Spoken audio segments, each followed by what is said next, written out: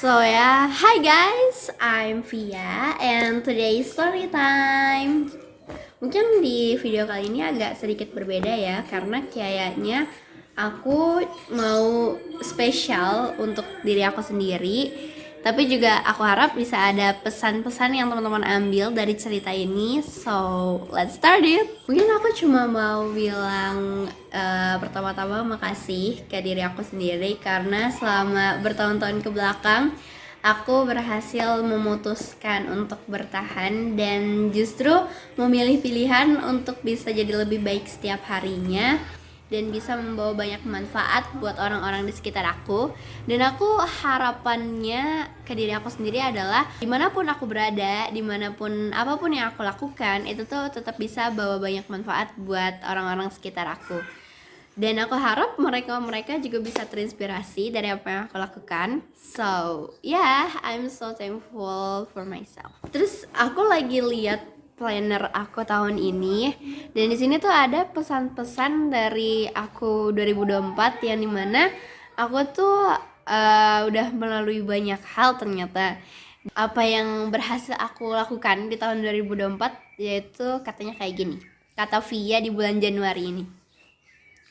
Katanya, percaya sama kemampuan diri sendiri, tidak pernah memilih untuk menyerah, berhasil berdamai dengan salah satu ketakutanku dari SD, dan mencoba habits baru. Dan ternyata itu yang berhasil aku lakukan di 2024. Aku aja bahkan sampai lupa kalau ternyata aku pernah melakukan hal tersebut. Terus juga di sini ada self appreciation, jadi kayak dari aku untuk aku. Di sini aku nulisnya, makasih Via akan selalu jadi kata pertama yang aku ucapkan. Tanpa rasa berani dan tekad kuat, serta pesan yang kamu doakan waktu akhir tahun, mungkin aku gak akan seberani sekarang dan ada di posisi yang gak diduga. Perlahan-lahan, aku yakin kamu akan mendapatkan semua yang kamu impikan. Heartwarming banget. Ini aku tulis waktu bulan Januari untuk diri aku di tahun 2024. Ternyata di sini aku belajar bahwa aku tuh udah berdamai dan aku udah memvalidasi apa aja yang aku sudah lakukan yang terbaik gitu loh. Sehingga akhirnya aku bisa menentukan dan melanjutkan hidup yang baru serta lebih baik lagi ke depannya gitu loh. Terus aku juga nulis about this year, jadi kayak manifestasi aku selama tahun 2025 ini tuh apa aja. Dan yang aku highlight di sini adalah katanya, aku bakal lebih berusaha untuk menikmati apa yang aku jalanin sambil terus bertumbuh lebih jauh lagi. Aku bakal mentas dan terbang tinggi. Dan kayak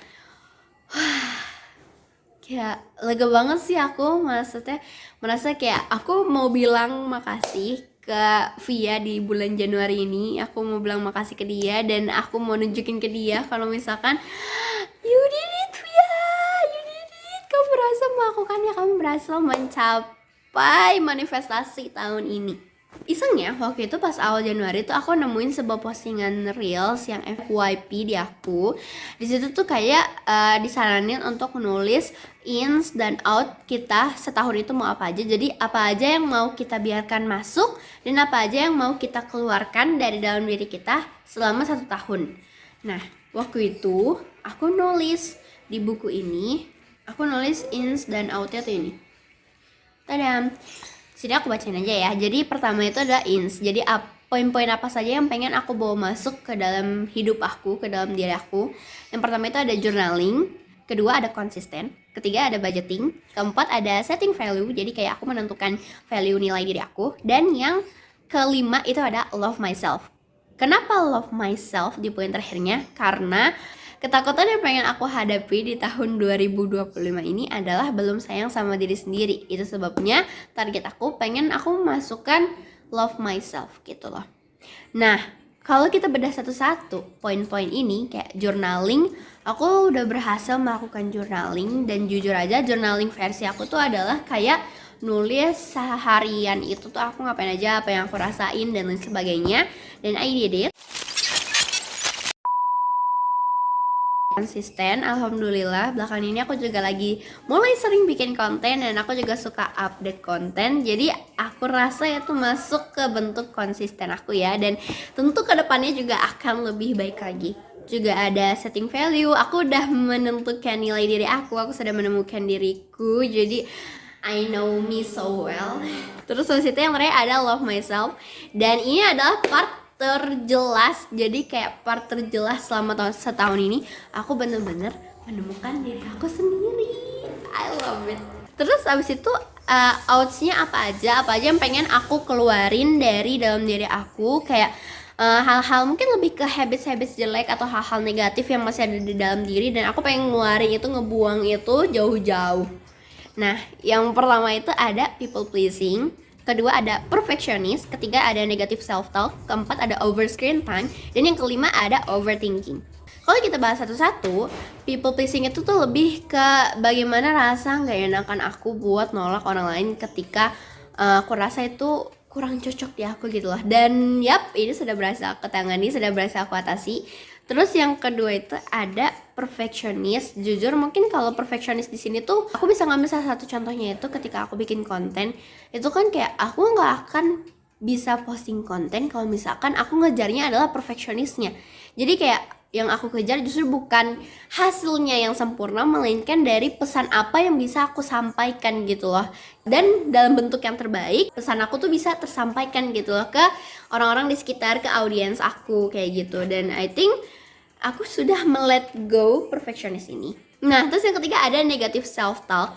Aku sering banget dan mungkin ini juga bisa dicoba sama teman-teman, itu adalah setiap bangun tidur ngadep ke cermin terus kayak ngomong ke diri sendiri, ngasih pesan-pesan positif ke diri sendiri. Atau mungkin gak harus cermin, teman-teman bisa tulis kayak buka buku kosong terus kayak nulis catatan kayak hi morning, aku hari ini cantik banget deh, aku hari ini gini. Itu tuh juga bisa termasuk ke kayak positive self talk. Jadi aku mengurangi atau bahkan udah nggak lagi negative self talk gitu.